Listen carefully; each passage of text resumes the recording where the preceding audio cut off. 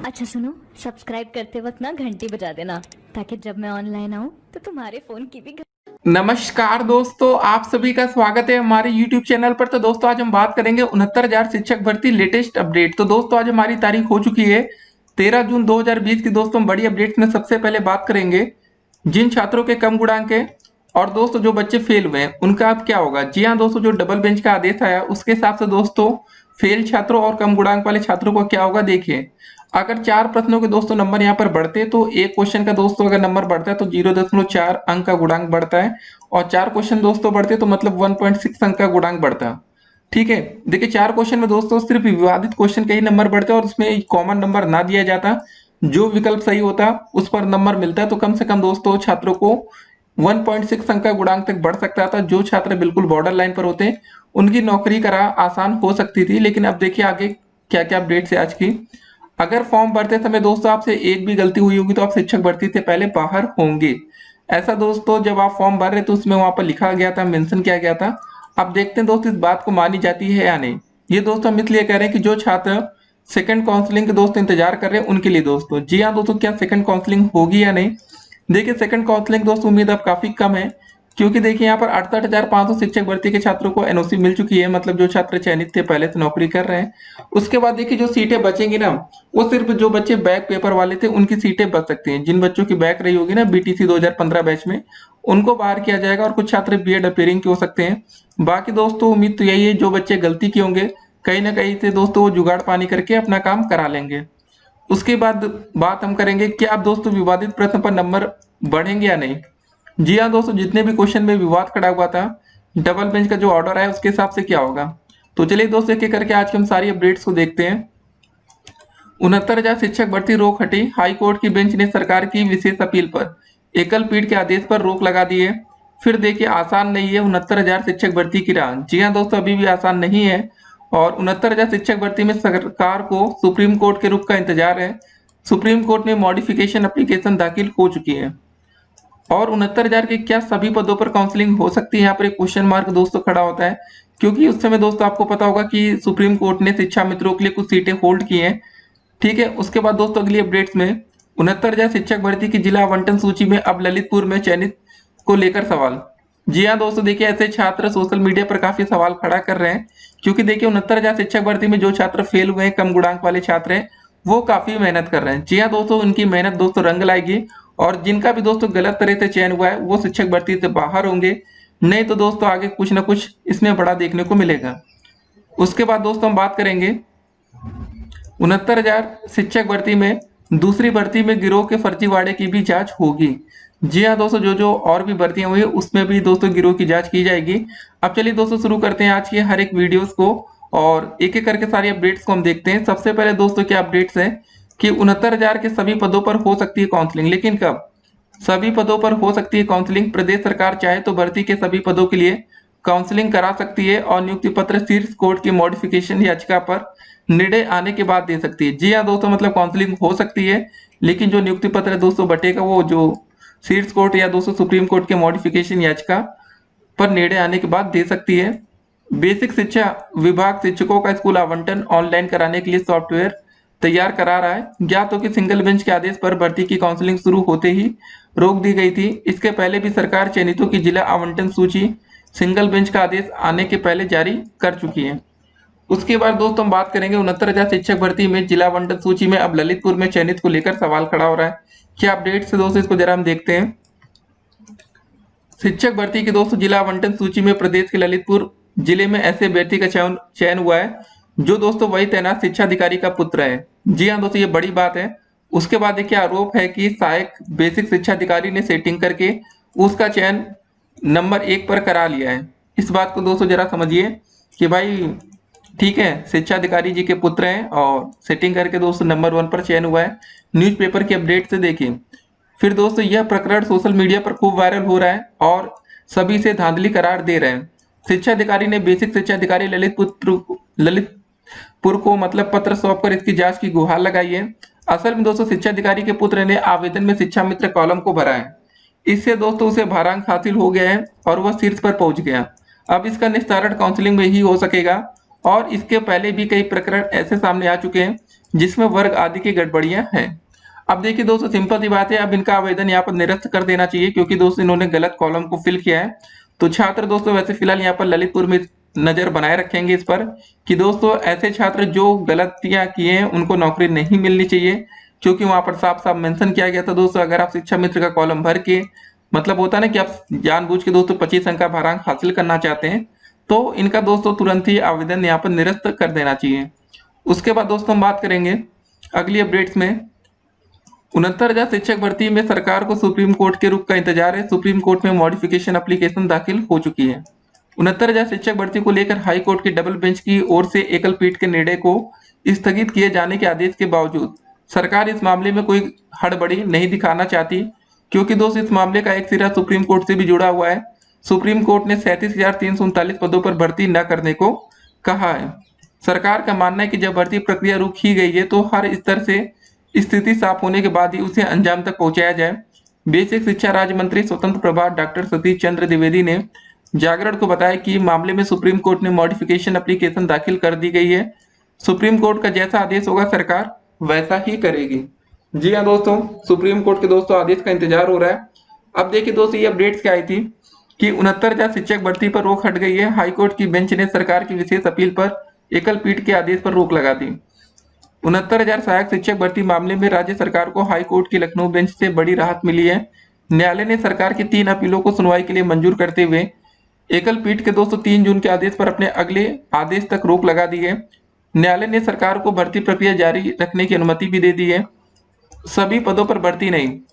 हालांकि supreme court ने 21 मई और 9 जून के शिक्षा मित्रों से जुड़े आदेशों के मद्देनजर 37,339 पदों को छोड़कर बाकी पदों पर भर्ती प्रक्रिया हो सकेगी। नोटिस भेजने का आदेश। जी हाँ दोस्तों, यह आदेश न्यायमूर्ति पंकज कुमार जायसवाल और न्यायमूर्ति दिनेश कुमार सिंह की खंडपीठ ने परीक्षा नियंत्रक प्राधिकरण की ओर से दाखिल अपीलों पर दिया। न्यायालय ने इन अपीलों में प्रतिवादी बनाए गए सभी अभ्यर्थियों को 10 दिनों में नोटिस भेजने का भी आदेश दिया है। ठीक है, इस अपडेट्स को दोस्तों इंपॉर्टेंट अपडेट्स हैं। उसके बाद देखिए, आदेश में कोर्ट ने कहा कि एकल पीठ के ने मतलब रणविजय सिंह बनाम यूपी सरकार मामले में दिए अंतरिम आदेश में सर्वोच्च न्यायालय के उस ऑब्जेक्शन को स्वीकार किया है। परीक्षा के किसी भी प्रश्न पर शंका होने पर इसका लाभ परीक्षा प्राधिकरण को मिलना चाहिए। इसके बावजूद दोस्तों एकल पीठ ने भर्ती प्रक्रिया पर रोक लगा दी थी और विवादित प्रश्न यूजीसी के समक्ष भेजने का आदेश दिया था। देखिए दोस्तों, यहाँ प्रश्न पर किसी भी प्रकार की कोई शंका नहीं थी। ये दोस्तों किताबों में लिखे इसके आंसर हैं, या तो दोस्तों यहाँ पर ऐसा किया जा सकता था कि अगर 2 आंसर है तो इसके 2 नंबर दिए जा सकते थे, मतलब 2 अलग अलग विकल्पों पर नंबर दिया जा सकता था। ये करते तो दोस्तों छात्रों के साथ न्याय होता है, क्योंकि देखिए सभी छात्र होते हैं अलग अलग किताबों से पढ़कर जाते हैं, कोई एनसीईआरटी पढ़ता है, कोई एससीईआरटी पढ़ता है, तो उसमें छात्रों का नुकसान हुआ है। जी हाँ दोस्तों, ये नुकसान काफी बड़ा है।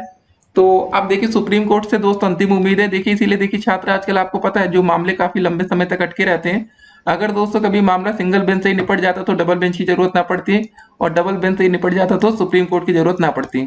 तो दोस्तों मामला शीर्ष अदालत में जाएगा सुप्रीम कोर्ट में, और वहां पर इसका न्याय होगा। जो छात्र फेल हैं, कम गुणांक वाले हैं, तो अभी दोस्तों वो अपनी उम्मीद बनाए रखें। और देखिए आसान नहीं है 69,000 शिक्षक भर्ती की राह। 69,000 शिक्षक भर्ती में उत्तर माला मामले में सरकार को हाई कोर्ट की डबल बेंच से राहत भले मिल गई हो, लेकिन भर्ती की राह जो है आसान नहीं है। भर्ती शुरू करने से पहले सरकार को 2 चुनौतियों का सामना करना पड़ेगा। सबसे बड़ी चुनौती फर्जीवाड़ा कर पास हुए अभ्यर्थियों को बाहर करने की है। एसटीएफ ने 2 दिन पहले ही मामले की जांच शुरू की है। ऐसे में 6 जनवरी 2019 को 800 केंद्रों पर हुई परीक्षा में सफल 1,46,060 अभ्यर्थियों में से फर्जीवाड़ा करने वालों की पहचान करने में समय लगेगा। फर्जीवाड़ा करने वाले अभ्यर्थियों को बाहर करने के बाद ही नए सिरे से चयन सूची बनानी होगी। जी हाँ दोस्तों, सबसे इंपॉर्टेंट अपडेट यही है कि एक भी छात्र 69,000 शिक्षक भर्ती में फर्जीवाड़े से दोस्तों चयन ना लेने पाए, इसके लिए पूरे छात्र मतलब पूरी टीम दोस्तों लगी हुई है सोशल मीडिया पर। और एक भी मतलब ऐसे छात्रों को दोस्तों नियुक्ति पत्र नहीं मिलना चाहिए जो भी पैसे देकर सेटिंग करके दोस्तों या किसी बड़े अधिकारी के मतलब पुत्र हो, मतलब होता है ना फर्जीवाड़े से दोस्तों मतलब किसी का भी चयन नहीं होना चाहिए। तो पूरे छात्र दोस्तों पूरी कोशिश में लगे हैं। हाँ, लेकिन जो छात्र मेहनत से नंबर लाएं उनको नौकरी दोस्तों जरूर से जरूर मिलनी चाहिए, और हो सके तो उनको पहले ही नौकरी दी जानी चाहिए। उसके बाद दोस्तों हम अगली अपडेट्स में देखेंगे आज की कि 69,000 शिक्षक भर्ती, ठीक है, परीक्षा प्रश्न विवाद केस में चयनितों की राह आसान हुई। 69,000 शिक्षक भर्ती में हाई कोर्ट की डबल बेंच ने प्रदेश सरकार को दोहरी राहत दी है। एक और दोस्तों लिखित परीक्षा में पूछे गए 142 प्रश्नों का उत्तर विवाद का पटाक्षेप हो गया है। वही भर्ती के लिए दोस्तों चयनितों को नियुक्ति देने की राह आसान हुई है। सरकार चाहे तो कुल पदों में से 31,661 पदों पर शिक्षकों की तत्काल नियुक्ति प्रक्रिया आगे बढ़ा सकती है। भर्ती के सभी पदों पर नियुक्ति के लिए शीर्ष कोर्ट का स्थगनादेश बाधा है। बेसिक शिक्षा परिषद के प्राथमिक स्कूलों में 69,000 सहायक अध्यापकों की भर्ती के लिए लिखित परीक्षा में पूछे गए 150 सवालों में से 142 प्रश्नों के उत्तर को चुनौती मिली थी। हालांकि याचियों ने 14 प्रश्नों के जवाब पर आपत्ति की थी, लेकिन लखनऊ की एकल खंडपीठ ने पहली उत्तर कुंजी के बाद मिली सभी आपत्तियों की यूजीसी से जांच कराने का आदेश दिया था। इस प्रक्रिया में वक्त अधिक लगता और प्रश्नों के जवाब बदलने से परीक्षा परिणाम और जिला आवंटन सभी प्रभावित होता। डबल बेंच ने इस मामले में शीर्ष कोर्ट के उसी आदेश का जिक्र करते हुए सिंगल बेंच के आदेश पर स्टे किया, जिसे दैनिक जागरण ने प्रमुखता से प्रकाशित किया था। उसमें कहा गया था कि प्रश्नों के जवाब यदि दो किताबों से में मतलब अलग अलग हैं तो अंतिम राय दोस्तों विशेषज्ञों की ही माननी जाएगी। जी हाँ दोस्तों, ये बात इंपॉर्टेंट है। तो मतलब दोस्तों कुल मिलाकर हम ये कह सकते हैं कि एक ऐसा दोस्त इसमें क्वेश्चन पूछा गया था दोस्तों जो यूपी टेट का क्वेश्चन था। अब बात किताबों से हटकर हम यूपी टेट पर भी आ सकते हैं। जरा एक बार हम आपको दोस्तों नजर डलवाते हैं कौन कौन से विवादित प्रश्न थे। तो दोस्तों चलिए देखते हैं कौन कौन से ऐसे क्वेश्चन थे। पहला क्वेश्चन दोस्तों था कि नाथ पंथ नामक संप्रदाय के प्रवर्तक हैं। आयोग ने दोस्तों इसका आंसर माना था मत्स्येंद्र नाथ, लेकिन साक्ष्य द्वारा इसका आंसर है गोरखनाथ। जी हाँ दोस्तों, साक्ष्य देखिए दोस्तों कहाँ से मिला है, उत्तर प्रदेश बेसिक शिक्षा परिषद, ठीक है। और दोस्तों यहाँ गुरु गोरखनाथ कक्षा मतलब पाठ 6 में इसका आंसर दोस्तों यहाँ दिया गया गुरु गोरखनाथ, ठीक है। मत्स्येंद्र नाथ के शिष्य एवं नाथ साहित्य एवं संप्रदाय के आरंभकर्ता माने जाते हैं। तो दोस्तों यहाँ पर देखिए साफ साफ मेंशन किया गया था। ऐसे कुछ क्वेश्चन हैं जिसके आंसर मतलब बिल्कुल नहीं होता, साक्ष्य के द्वारा ही दिए गए थे। और कुछ इंपॉर्टेंट और क्वेश्चन दोस्तों देखते हैं कि भारत में गरीबी का आकलन किस आधार पर किया जाता है। ये क्वेश्चन दोस्तों इंपॉर्टेंट था। तो जब दोस्तों इसके साक्ष्य उपलब्ध हैं, जी हाँ दोस्तों, तो फिर नंबर क्यों नहीं बढ़े, इसीलिए दोस्तों छात्र यहाँ कंफ्यूजन में ज्यादा है। उसके बाद एक और क्वेश्चन दोस्तों आया था कि इनमें से भारत की संविधान सभा के पहले अध्यक्ष कौन थे। अब दोस्तों ये इंपॉर्टेंट क्वेश्चन देखिए पहले पेपर में पूछा जा चुका है ये क्वेश्चन है। अब दोस्त यहाँ पर कुछ और आंसर दिया जाता और दोस्त यहाँ पर आयोग कुछ और आंसर देता था। देखिए दोनों क्वेश्चन यहाँ पर फिलहाल सही है जिस हिसाब से क्वेश्चन पूछा गया था। दो आंसर डॉक्टर सच्चिदानंद सिन्हा भी सही है, डॉक्टर राजेंद्र प्रसाद भी, ठीक है। यहाँ स्थायी और अस्थायी के आधार पर हम कह सकते हैं। लेकिन एक और क्वेश्चन आया था पढ़ने और लिखने की क्षमता है, आयोग ने दोस्तों माना डिस्लेक्सिया और साक्ष्य द्वारा दोस्तों डिस्प्रेक्सिया। जी हाँ दोस्तों, ये क्वेश्चन देखिए यूपी टेट में आ चुका है। ये क्वेश्चन कहाँ आया था देखिए, डिस्लेक्सिया दोस्तों संबंधित है पठन विकार से, मतलब दोस्तों ये क्वेश्चन पहले पेपर में आ चुका है। तो ऐसे क्वेश्चन पर दोस्तों विवाद खड़ा हुआ। जी हाँ दोस्तों, और यहाँ पर दोस्तों साफ साफ मेंशन किया गया कि 7वें का दोस्तों जो डिस्लेक्सिया संबंधित है वो देखिए पठन विकार से सी विकल्प है, क्वेश्चन नंबर 7 है। और दोस्तों इसकी जो आंसर की जारी की गई थी बुकलेट डी 7वें का सी। तो कुछ मतलब ऐसे क्वेश्चन थे दोस्तों जिस पर बिल्कुल होता था ना कि इस पर नंबर बढ़ सकते थे। अब देखिए अब यूपी टेट का भी क्वेश्चन दोस्तों आ गया था। कुछ क्वेश्चन दोस्तों संविधान सभा वाले पहले प्रीवियस ईयर में मतलब कहीं ना कहीं पूछे जा चुके क्वेश्चन है। तो मतलब इन क्वेश्चन पर देखिए नंबर बढ़ सकते थे। अब देखिए मामला सुप्रीम कोर्ट जाएगा, ठीक है, डेफिनेटली सुप्रीम कोर्ट जाएगा और दोस्तों सुप्रीम कोर्ट का जो निर्णय होगा वो अंतिम होगा। और इसीलिए दोस्तों सुप्रीम कोर्ट को बनाया गया है कि जहां पर दोस्तों गलतियां होती हैं छोटे कोर्ट से मतलब निचली अदालतों से, जैसे हम सिंगल बेंच कह सकते हैं, डबल बेंच कह सकते हैं, तो मतलब फाइनल दोस्तों फैसला सुप्रीम कोर्ट से ही आता है। तो जो बच्चों का गुणांक कम है, जिनको लगता है कि उनके नंबर बढ़ सकते हैं, जो बच्चे फेल हुए हैं, अभी उनको एक उम्मीद कायम रखनी है। जी हाँ दोस्तों, सबसे ज्यादा यहाँ फेल छात्रों का फायदा होगा क्योंकि सरकार काफी हद तक उम्मीद है दोस्तों मॉडिफिकेशन अपील दायर करने पर सरकार को राहत मिल जाएगी। मतलब 6-7 पदों पर दोस्तों जो बच्चे चयनित थे उस पर भर्ती का रास्ता साफ होगा। और जो शिक्षा मित्रों के लिए सीट को होल्ड किया गया था दोस्तों मैक्सिमम चांसेस है उस पर दोस्तों सरकार ने कुछ न कुछ कोशिश करके अनहोल्ड करा देगी। तो मतलब साफ है दोस्तों जो बच्चों के गुणांक कम है, जो बिल्कुल बॉर्डर लाइन पर थे, अगर उनका 1.6 अंक का गुणांक तक बढ़ सकता है तो डेफिनेटली वो शिक्षक भर्ती में सम्मिलित हो सकते हैं। तो मतलब साफ है दोस्तों सुप्रीम कोर्ट से अब जो अंतिम निर्णय आएगा वहीं पर दोस्तों सब कुछ देखा जाएगा। फिलहाल सरकार अभी दोस्तों 31,661 पदों पर भर्ती नहीं करा रही है। तो उन छात्रों के लिए राहत है, भले डबल बेंच का फैसला है लेकिन उससे कुछ फायदा नहीं होगा क्योंकि जब दोस्तों भर्ती का प्रोसेस आगे बढ़ेगा नहीं तो फायदा क्या। हाँ, मॉडिफिकेशन एप्लीकेशन के बाद दोस्तों हो सकता है कि बात आगे बढ़ती है, तब तक देखते हैं। लेकिन दोस्तों देखिए सुप्रीम कोर्ट में डेट मिलना इतना आसान नहीं होता है। अब देखते हैं दोस्तों क्या होता है। जो भी दोस्तों लेटेस्ट अपडेट्स आएंगे हम आपको अपडेट्स करेंगे। और ऐसे बहुत से छात्र होंगे दोस्तों जो गलतियां किए 69,000 भर्ती में, तो वो देखिए बाहर होंगे। जी हाँ दोस्तों, आप गलती से आप शिक्षा मित्र का कॉलम भरेंगे और 25 अंक का भरांक सीधे तौर पर पा जाएंगे तो आप आगे बढ़ रहे हैं, लेकिन दोस्तों ये गलती बहुत ही बड़ी गलती मानी जाएगी। तो ऐसे दोस्तों बहुत से छात्र होंगे, देखिए सोशल मीडिया दोस्तों पूरा इस समय लगा हुआ है, एक एक छात्रों की पड़ताल की जा रही है। और दोस्त यहाँ पर एसटीएफ भी लगी थी दोस्तों, जो हमने कल आपको अपडेट करके बताया कि जिन भी छात्रों के नंबर 120 या 120 से प्लस हो रहे हैं उन सभी छात्रों की दोस्तों जांच हो सकती है। तो तैयार रहिए दोस्तों जांच के लिए भी। मिलते हैं अगली वीडियो में, तब तक के लिए स्टे कनेक्टेड।